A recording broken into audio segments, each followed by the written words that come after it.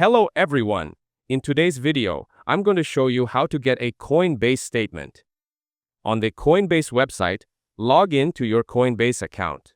Then go to the Profile and Reports or Taxes and Reports section, sometimes found under Settings. Next, choose Generate Report.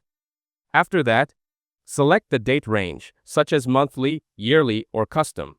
Now pick the report type, such as transaction history, gains or losses, or tax report.